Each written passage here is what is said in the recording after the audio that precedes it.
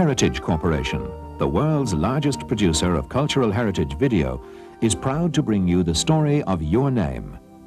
It's a story that has been prepared by a team of dedicated professionals, experts in genealogy, heraldry, and history.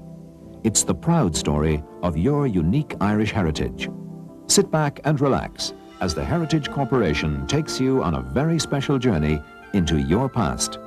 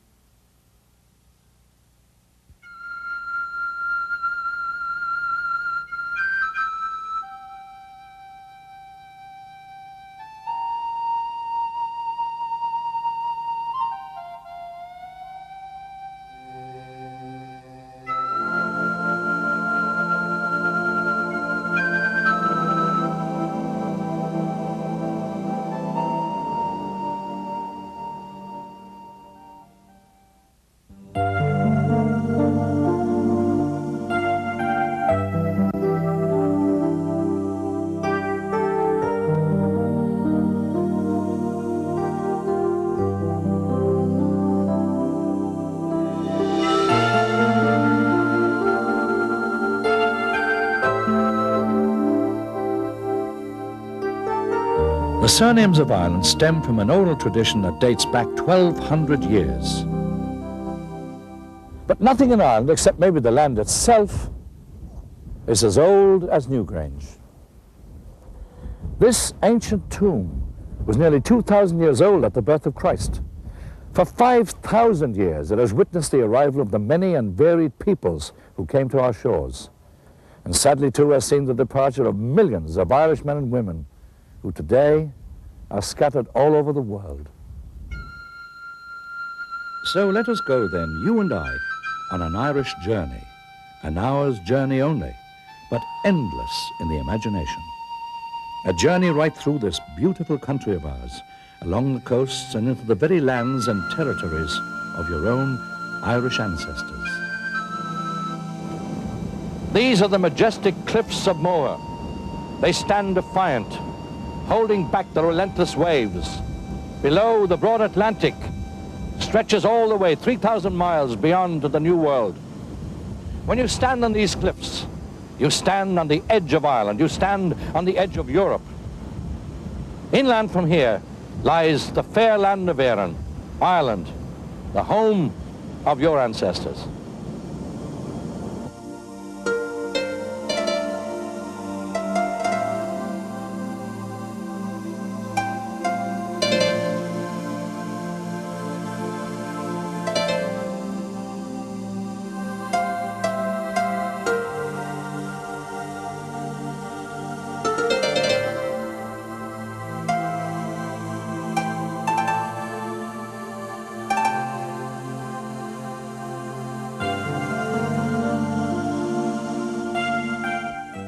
This is the story of your Irish ancestry and the land of your ancestors. Noble castles and ancient towers, all part of the story we'll meet along the way. The story of Ireland's turbulent past, her invaders, her struggles, her exiles and immigrants, her history and how it influenced the development of Irish surnames. Irish surnames, which began 1,000 years ago, developed in a number of ways. If a family took their father's name, they became known as Mac, like McCarthy, because Mac means the son of. But if they were called after a more remote ancestor, they used the O, which means descended from, as in, say, O'Brien. Meanwhile, the Normans often used Fitz instead of O or Mac, as in Fitzgerald, son of Gerald. Or you could be called after the job you did, as in Smith, or the place you came from, as in Welsh, from Wales.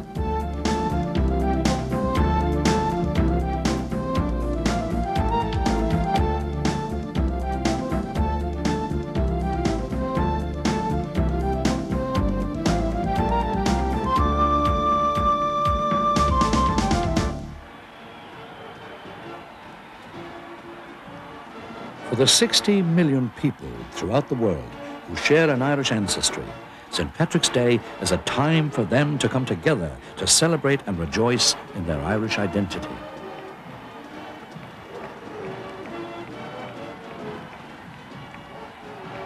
Although your own family may have left these shores and settled in new lands, it is still possible to trace your ancestors back to their original homelands. Tom Lindert, one of Ireland's leading authorities on genealogy, has some useful advice. Well, it's very important that if someone's interested in doing your genealogy, that you get all your background information in your home country first. Don't just try to jump straight over to Ireland. The first thing is that you get a person that you know the most about from Ireland, be it an ancestor, their name, a date to put them in history, be it a birth date, marriage date, or death date, and then a locality, narrow that down as much as possible, be it a county or a townland. But make sure you have the information together to begin with, and then make the next step over to do research in Ireland.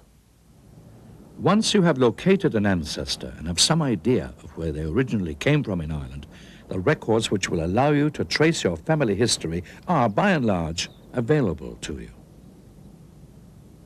The first place to go to is the National Archives at the Four Courts in Dublin.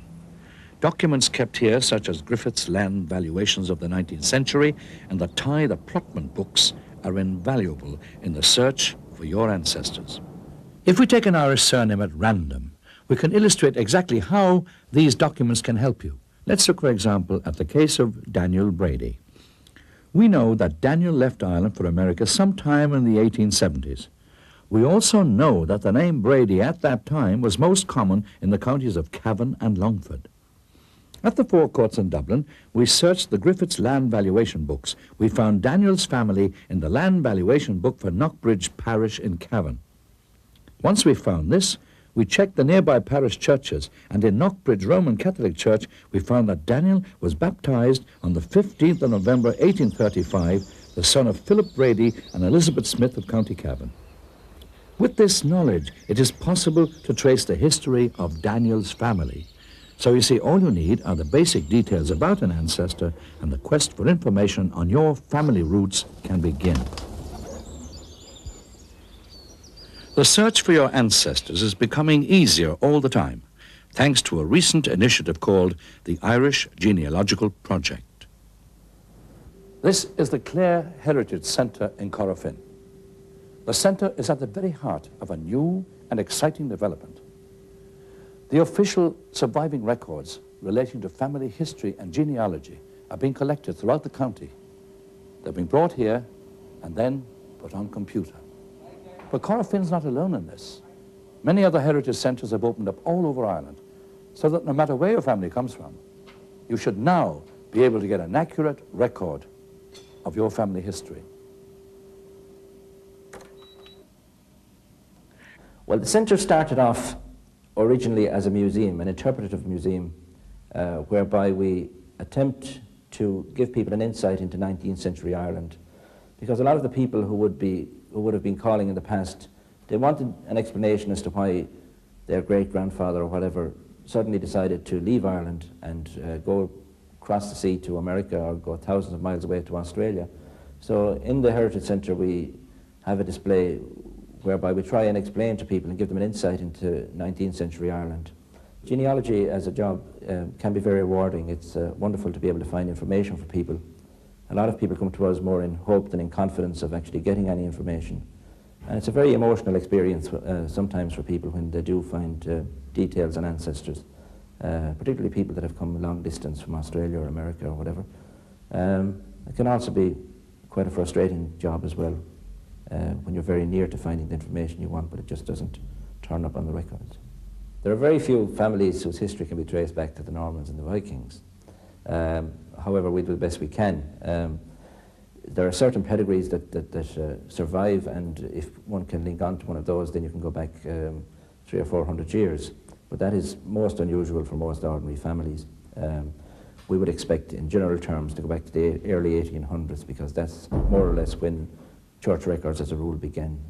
So you're not really going to get back much further than that in most families. Each inquiry is very much an individual inquiry, so the demands of the people are different. but it's always wonderful to be able to find some positive information for people. It is possible to trace your ancestors even further back beyond your immediate family. But let's start at the beginning and take a look at the history, the culture, and the country which shaped your forefathers. On the Aran Islands off the west coast of Ireland stands the prehistoric fort of Dún Aengus, enigmatic, poised over the ocean, its ancient builders a mystery even to this day. Over 7,000 years had passed since the first settlers arrived in Ireland. Hunting in the young forests, they slowly ventured up the river valleys, building their dwellings from rough wood and animal hide, and forming small communities hidden in the forest. 2,500 years before Christ, they had developed a society that was stable enough and wealthy enough to produce these majestic dolmens. This dolmen here is the Poul na Brone dolmen, situated in North Clare in the Burren country. Just another part of the wonderment that is ancient Ireland.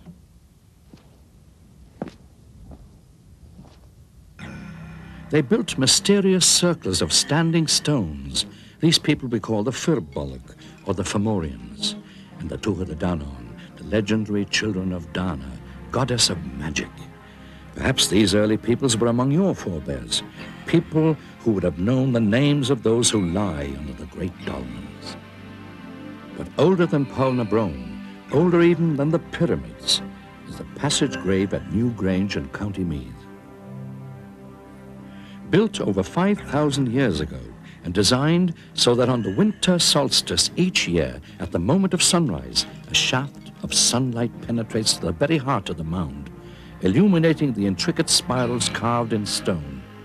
Newgrange was where they paid tribute to their now forgotten gods.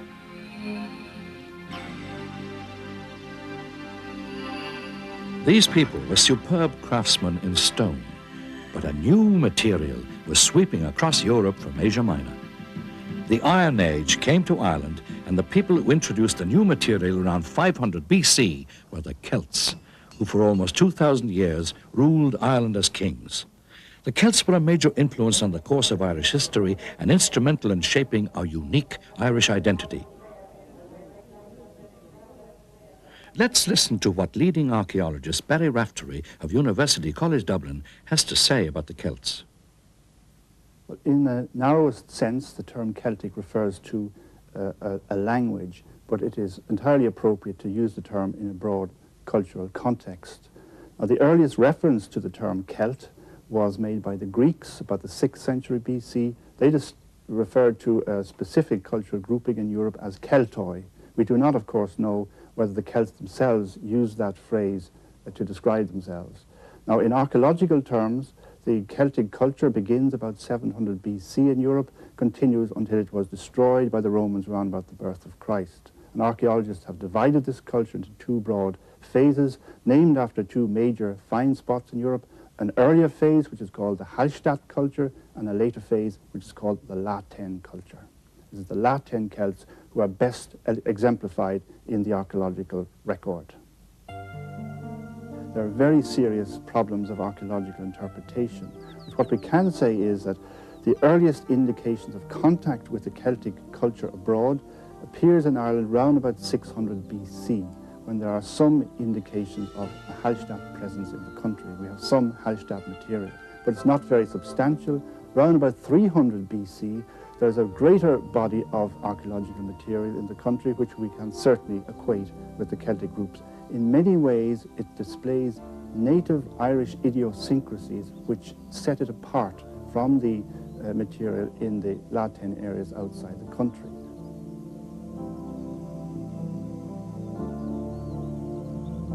We have a vast body of Celtic literature surviving in the country. We have the epic cycle, the Ulster cycle, we have the Fíneachta, we have a whole range of mythology, we have a superb collection of early Irish nature poetry and other poetry, but probably the principal legacy of the Celts, the most enduring, is our Celtic personality. We certainly have a distinctive personality, a warmth, a friendliness. Classical commentators describe the belligerent character of the Celts. Perhaps we have inherited that too, to a certain extent. But we certainly have a distinctive Celtic personality which sets us apart from all other European cultures.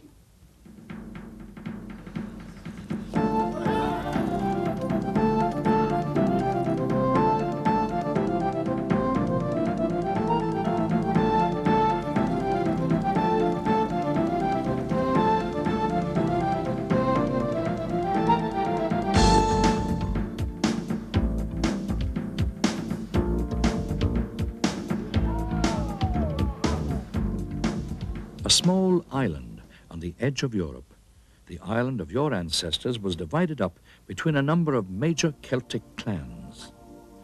In the south, in what is now Munster, were the Oinocht and the Dalcash. In Connacht, to the west, were the Ibrin. In the province of Leinster were the Hinslig, and to the north, in Ulster, were the Nael. These clans were in time joined by the great Viking and Norman families. Legend has it that surnames were introduced by Brian Boru when he was High King of Ireland. True or not, it is a fact that Ireland was one of the first countries to adopt a system of hereditary surnames, making Irish surnames amongst the oldest in the world. These surnames have naturally changed down through the centuries, so that we now have a great deal of variations of original Celtic names. Of course, all Irish surnames are not necessarily Celtic in origin. Many names of Norman, English, Scottish, and Welsh origin, for instance, are now regarded as completely Irish.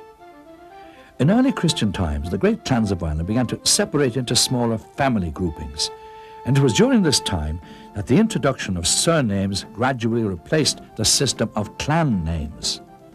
The Celtic clans throughout the country often stayed in the one area, and as a result, surnames became specific to that particular area. It's an interesting fact, though, that down to the present day in almost every county in Ireland, families continue to live in the very districts where their names originated, an unconscious continuation, perhaps, of the clan mentality.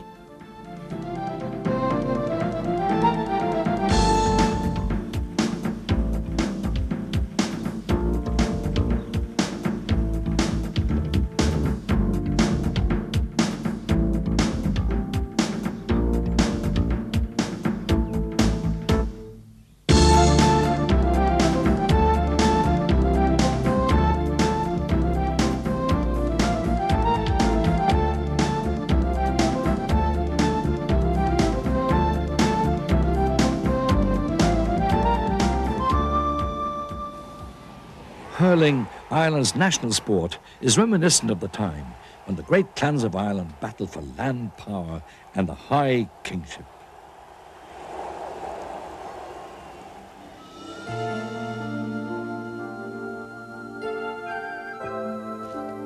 It was the strength of Christianity that forged the first real bonds of unity in Ireland, for the Irish took very well to Christianity, so well indeed that in a very short time her monks had established some of the most important ecclesiastical centres in the Christian world.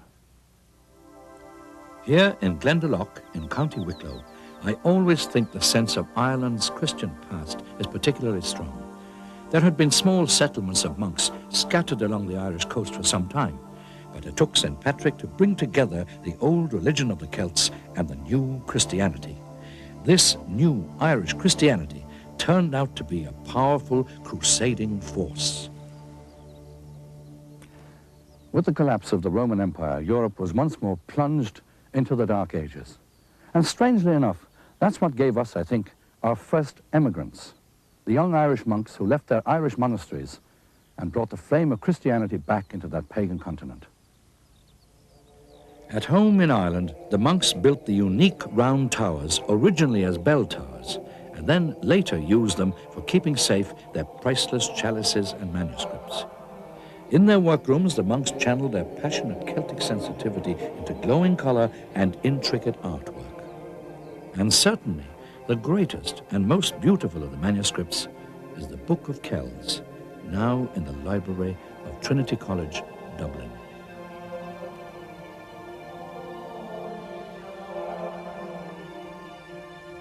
The work of the monasteries, however, was to be disturbed by the arrival of the Vikings. For 200 years, they came as pirates to plunder gold from the great Irish monasteries. However, in 1014, they were finally defeated in battle by the High King of Ireland, Brian Boru, after which they became fully integrated into Irish society. The Vikings built Ireland's first towns and cities, including Dublin, Wexford, Cork, and Limerick, and their commercial ability is reflected today in Dublin's famous Moore Street Market.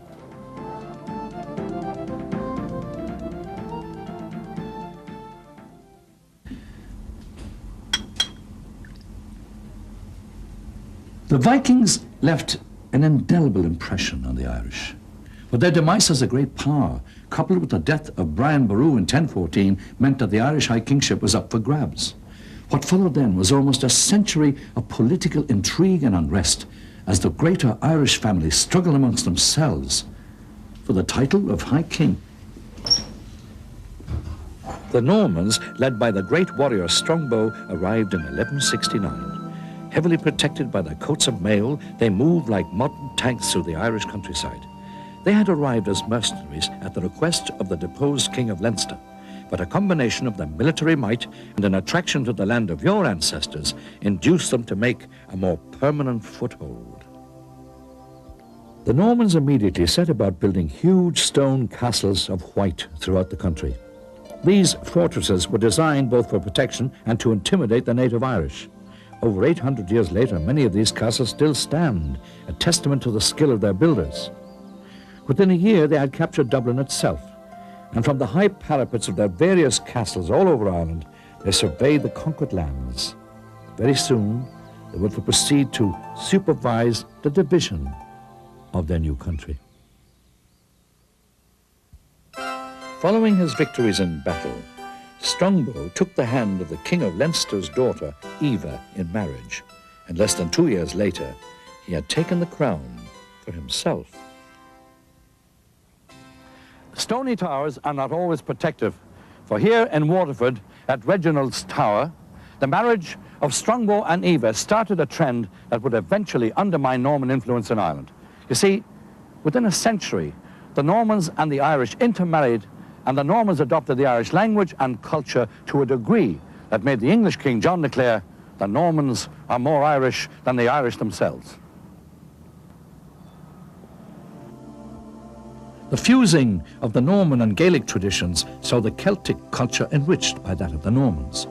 This was a kind of golden age in Ireland, a time of peace and prosperity, in which poetry, music, and learning flourished.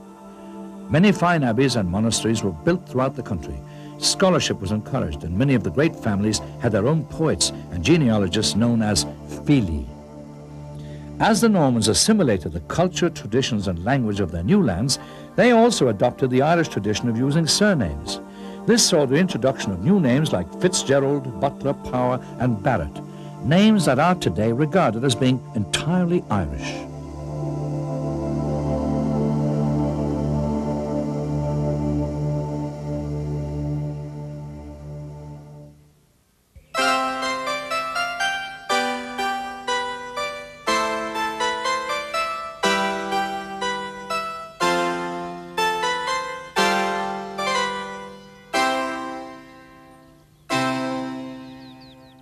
Here at Bunratty Castle, the vibrant atmosphere of that period can be experienced in a banquet that is faithfully recreated using historical records from the time.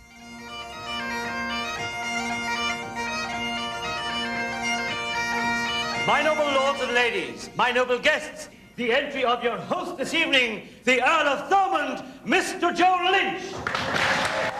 Food and drink in the old style, music and song. This is how your ancestors entertained their friends. This castle now awakes. Its ancient glories stir. The clink of mail and laughter fills its halls, and we inherit all its chivalry. Bunratty bids you welcome. A toast to all you hear. Sláinte is sail. Sláinte is sail. Let the banquet begin.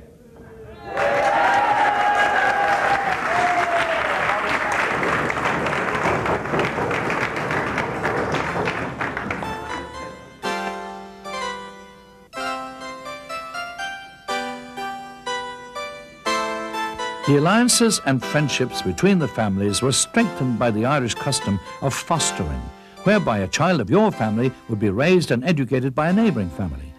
Some Irish families had their children fostered at the court of the English kings, but despite this, the Crown of England launched attack after attack in Ireland in order to gain full control over the fiercely independent Irish.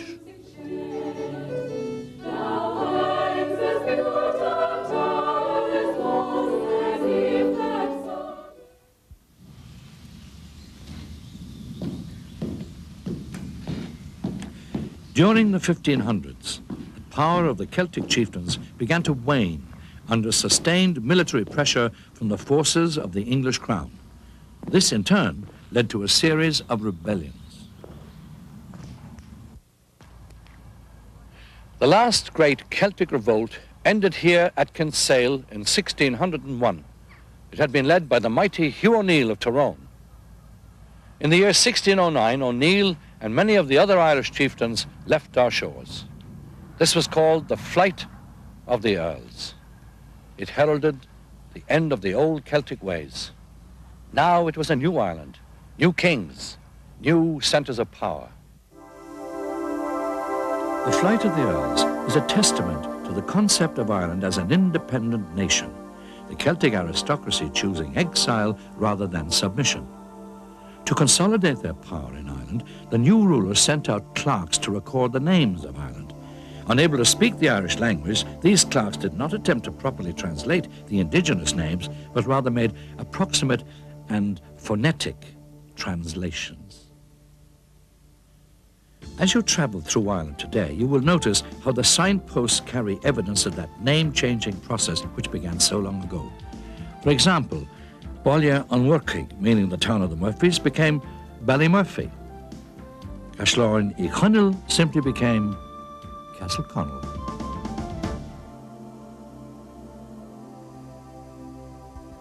Many examples of how names changed during this process are still evident.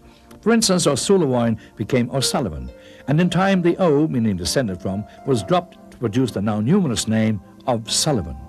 All Irish names can be traced back in time to reveal their original meanings.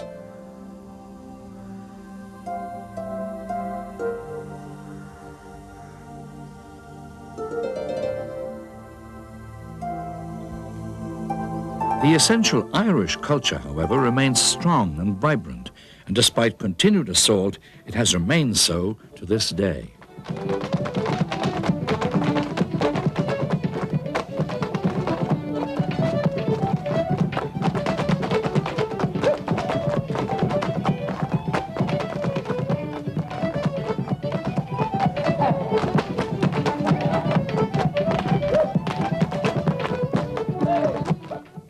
The Irish have always been proud of their heritage and culture, and nowhere is this more evident than in the art of heraldry. And here to tell you more about that is the former Chief Herald of Ireland, Gerard Slevin. Heraldry had its origin in the fact that the knight in medieval times, going into warfare, was completely encased in armour, including his head. So there was no means of knowing who he was. So it became the practice to paint on his shield certain emblems or signs or symbols as a means of identification. Heraldry has always had an extraordinary fascination for people, whatever it is about the shield shape and its contents. And in due course, this personal practice spread to cities, universities, institutions, and is still very active. The primary purpose, as I have suggested, was identification. And I suppose that is still the essential purpose of heraldry, is personal or institutional identification. Your family coat of arms is a window to your heritage. Each part is full of stories and legends. The Murphy coat of arms is a good example to demonstrate this. The shield displays what is known as the arms of the family and is a quartered shield in silver and red. The fess or center line across the shield represents military honor and acts as a background to the three garbs. The garbs are wheat sheaves which signify fertility and plenty. The lions rampant are an ancient heraldic symbol representing great strength and deathless courage. The crest, which is placed above the shield, mirrors the images of the shield, showing a red lion rampant holding a golden wheat sheaf in its paws. The motto truly captures the spirit of this great family. It is written in Latin and reads, Fortis et Hospitalis, which means brave and hospitable. You can discover your own family's coat of arms by contacting the offices of the Chief Herald in Ireland. Many Irish people certainly are entitled to use arms, yes. The registers of the Office of Arms, the genealogical office as it is now, the Office of the Chief Herald, has registers going back many centuries. The 17th century saw England convulsed by two civil wars in which Ireland inevitably became involved. The Second War was actually fought entirely on Irish soil between 1688 and 1691 and led to disastrous consequences for the Irish.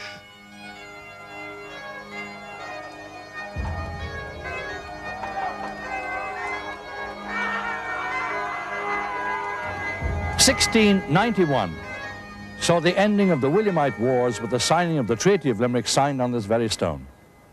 The wars are fought between two kings, William of Orange and James II, both of whom laid claim to the throne of England. In the event, victory went to King William. For the Irish who supported James II, exile seemed to be the only honourable option. Known to history as the wild geese, these honourable soldiers of fortune sailed from Limerick to Europe, bringing with them the surnames of Ireland. These Irish exiles were to exert a great influence on the course of history, excelling as they did in the worlds of politics, commerce, culture, and religion. People like James Fitzgerald, who in 1677 established two convents in Rome as colleges for the education of the youth of Ireland. Major Owen O'Connor Donn raised and commanded 3 troops of cavalry for the army of James. And of course, Patrick MacMahon, the descendant of one of the many brave MacMahon rebels who were forced to flee, he became president of France in the 19th century. The wild geese were the first of the great waves of Irish emigration.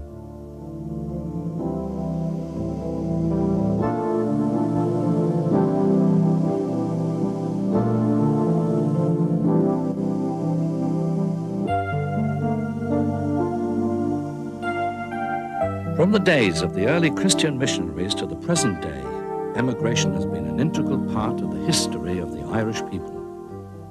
From this small nation, millions of Irish people have traveled the world over to Europe, Asia, the Americas, Africa, and Australasia. Although many left in search of adventure or to find their fortunes, many others didn't have the choice. In the aftermath of the wild geese, which had seen the best and brightest of their day depart, Ireland was to undergo many changes, the most dramatic of which was the massive transfer of land ownership. As the land changed, so too did the politics. In 1801, the Irish Parliament in Dublin was dissolved. And as the last vestiges of power dwindled, so too did the wealth of the country, and the land sank into poverty. In 1845, a blight arrived. The potato, the staple diet of the Irish people, was totally destroyed. So began the Great Irish Famine. And so too began the greatest migration of the Irish people. Plentiful supplies of foodstuffs were exported to Britain, while the Irish people were faced with emigration in order to survive. A letter written in 1847 captures the sense of devastation. It is early morning as I write this last note before departing. We now join a huge army forced to leave their native land. The heavy morning mist is a fitting curtain for the final scene, the climax of all our strivings against impossible odds. I cannot help but glance back through the pages of our history to the years when Ireland was a beacon of learning and faith whose light spread to all parts of Europe. God grant that those days of glory may someday return. Irish people emigrated in their hundreds of thousands. They set sail from Cove, Liverpool, and Belfast. cramped together on overcrowded ships, rife with hunger and disease, they arrived in Montreal, New York, and Boston. In Australia, famine refugees followed those who had been transported there as convicts. Many of these convicts had been expelled from their home country on charges such as stealing bread, others for belonging to revolutionary organizations. Despite their impoverished beginnings, the contribution made by those emigrants to their new countries was enormous. In the building of the modern world, from the late 17th century right up to the present day, the Irish have played a vital part in whatever society or culture they have settled in. Today, people of Irish descent number in excess of 70 million worldwide. In the annals of history, Irish people hold a distinguished place. We have but to remember two great presidents of the United States, John Fitzgerald Kennedy and Ronald Reagan. This list of famous Irish men and women is constantly growing.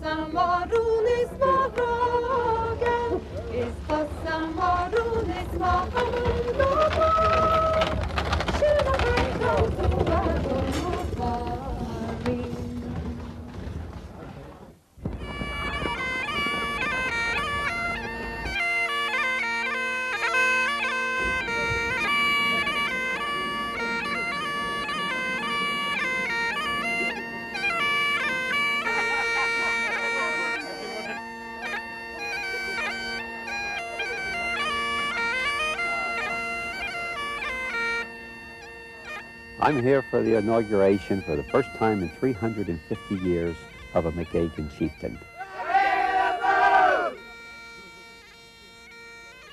Well, to me, it's a responsibility. This is not just a costume program. I've taken my vows and everything very seriously. I think that this is a reformation of the McGeoghegan clan to bring together a fellowship and a camaraderie, and also to revive the ancient way of Ireland.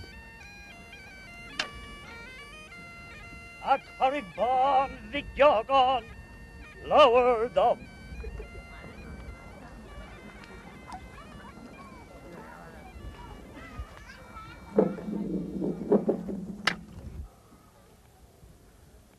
Jack, Jargan McGeoghegan, the elders of the sept have found you worthy to be our chief, and the rock on which your ancestors have been inaugurated for 1,000 years agrees with their decision.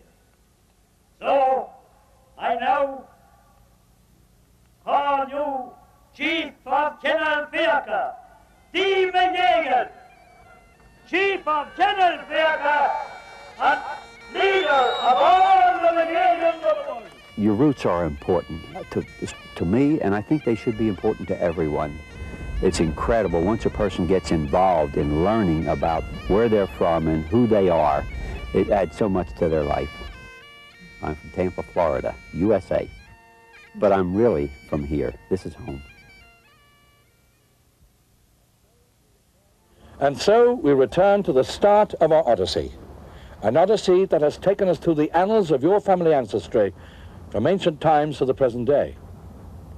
An ancestry that is both noble and proud. You see, for generations, the memory of Ireland has been kept alive by the many millions that had to leave our shores. And the memory of those who left has been kept alive and cherished in the hearts of the loved ones who stayed behind. For we're all part of the greater Irish family, a family that stretches right around the globe. You are Irish. Be proud of it.